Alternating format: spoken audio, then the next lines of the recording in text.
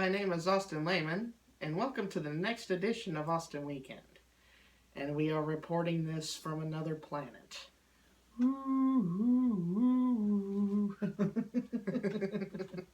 Today we're going to review a classic That no cult favorite, Space Ghost Coast to Coast. Coast to Coast. Not the old original Space Ghost cartoon that was on back in the, 60s or 70s or something. He probably knows that. Yeah, I actually used to watch it when I was younger, the original. But this is a remake, not even a remake, it's a reboot of the characters From Space Ghost. from Space Ghost in a sort of a comedy setting called Space Ghost Coast to Coast. Sort of tell how the show's laid out. The show is laid out like this. It's an animated talk show. Yeah. Mm-hmm. Space Ghost sits around with a paper in his hand, and then he talks to the guests who are actually humans. Mm-hmm. Yeah. So yeah, it's sort of like the late night show or the late show. It's set up like a talk show, and Space Ghost Is the host. And the characters around him. Zorak is the sound manager, and Mm-hmm.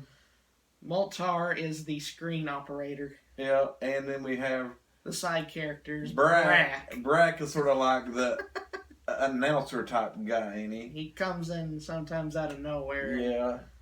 He cracks some pretty good jokes. Yeah, so it's a weird setting to have Space Ghost characters running a talk show. Put us really off the wall funny stuff. It is really funny. Here's something cool to note. There's a lot of stuff about this show. It was actually the first ever original series on Cartoon Network's history, predating Dexter's Laboratory by 2 years. Mm-hmm. So it's been around a while. Mm-hmm.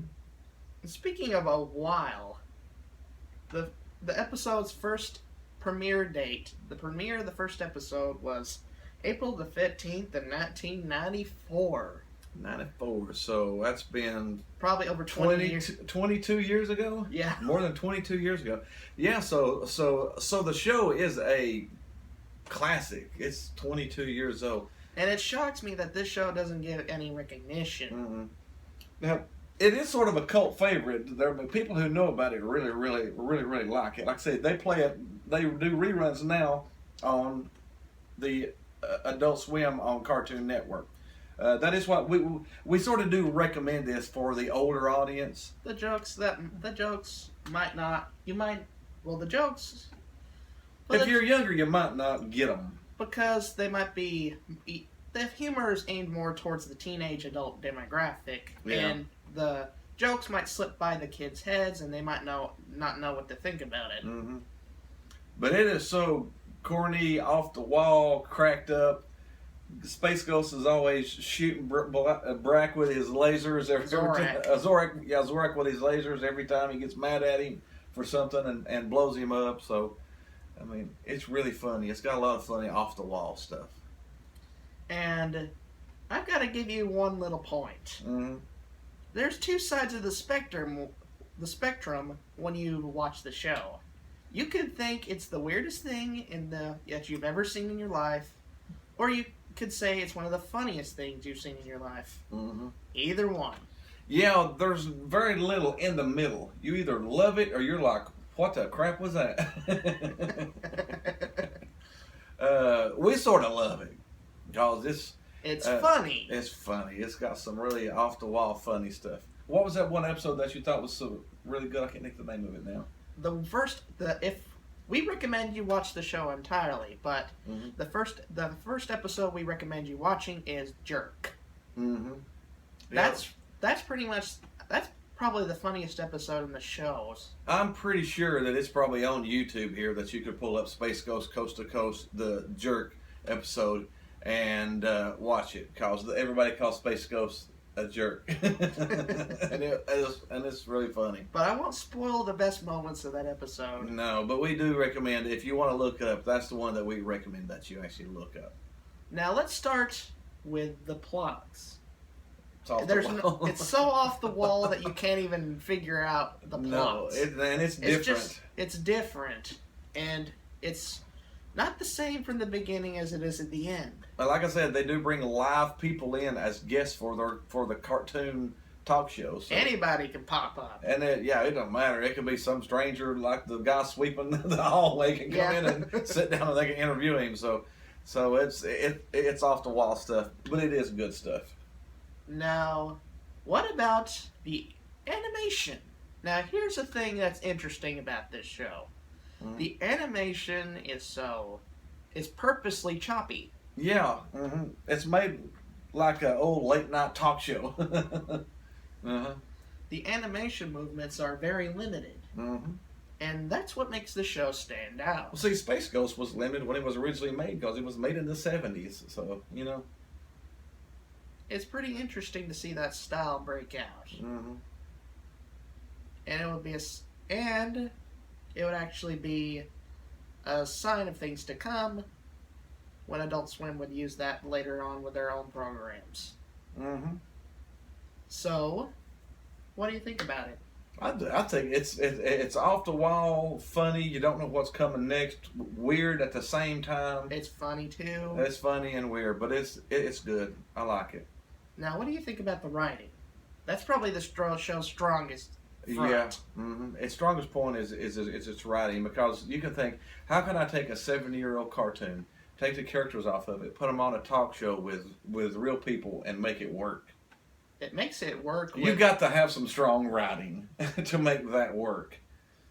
So the writing's good. The characters are likable. Even they sort of make Space Ghost the goofball of the show, the dimwit of the show sometimes. So they make fun of them. No, Brak is the dimwit. Yeah, Brak's the dimwit and the simpleton dimwit. Yeah, and Zorak. Zorak is kind of like this sinister, smart aleck character that shoots snarty remarks at Space Ghost every time he screws up. And then Moltar, he's pretty much the same thing. Yeah, he's talking at the hunting on his, and he's the. I think maybe even some of the Star Wars characters. Remember the mechanics. The mechanics men on Star Wars, where they use that button on their chest to talk. Yes. I think that was sort of a throwback. It was a shout out to some of the old Moltar's Space Ghost design. Moltar design, yeah. I think it was. So. There are plenty of other side characters that pop up. So, yeah.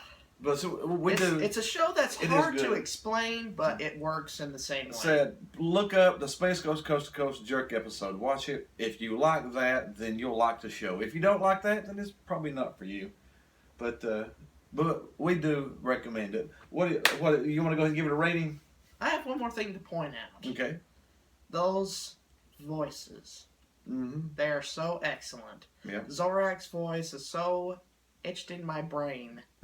I still try to copycat his entire speeches. Yeah. He's got a unique voice. All of them do. Brak's got a unique voice too. Moltar, all of them are. All of them's got a good unique voice to them. They do. Now, before we get to the rating, let's sum up the show. I love Brak. Choppy but really well placed animation, although you might be confused at first, but you'll see once you view it. Great sense of humor. Great writing. Great off-the-wall characters that works a lot in a lot of different areas of the show. It's just a great show from beginning to end. Yep. And it gets the Austin Weekend Space Ghost seal of approval. Seal of approval. We'll go ahead and give it a rating. I said we don't use stars for rating. Typical critic talk. Typical critic talk. We rate 1 through 10. 1 being crap, 10 being the best thing ever.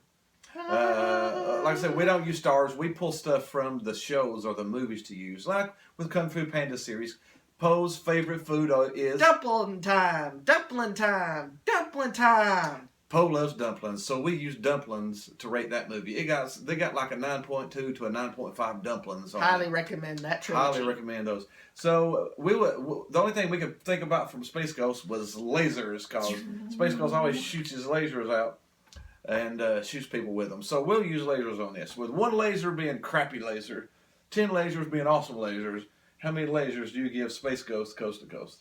I'm just a huge fan of its wacky sense of humor and its great characters. They fit so well together.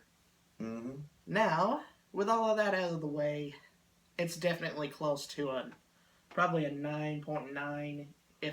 Probably Zorak kind of pushes it into the 10 category, for me at least. You really love it then. I really love it. Yeah. And we mentioned its awesome theme song in our list. Yes, it's got a really good theme song. Yeah, it rocks. Yeah. Highly recommend you watch it if you want a good rock out theme. Yeah, I like it. I like it too. I'm about the 9.2 range, but it is off the wall funny. It's definitely one of my favorite. I said it's an off the wall cartoon. So overall, we do give it the thumbs up. And AWE, it is all inspiring. And it is a pretty good show. Yeah. Now we've got some more stuff coming up around the 1st of November. We've got the Trolls movie. We've got Doctor Strange coming up. We got the new Star Wars movie coming out. Rogue One's coming out soon. We've got the other. How do you say that movie? Moana. Disney's other movie That's the this new year. Disney movie. It's a Hawaiian tone. So we've also got. So we were looking up here on the computer some of the new cartoons that have been coming out. There's a pretty wide variety. Yeah, anything from like we said the Mighty Magic Swords, Milo Murphy's Law. What was the other one we looked at? Yeah. That was a bunch. Future Worm. Future Worm sounds good. About a worm that travels 10 times. But there's a lot of stuff out there. So we're going to review some of the brand new cartoons. And we're going to shoot out some top 10 lists when we can. Yeah, some top 10 lists. We got some movies coming up. So we're going to stay busy. Be sure and hit the like button. Hit the subscribe button. Hit the groovy baby button. Be sure and hit the groovy baby. Groovy baby button. Be sure and like us. Send us some hints. Send us some information if you want us to review something. I know we've still got some requests out there. We're really trying to get to them. Other than that, I think we're done. And see you next week.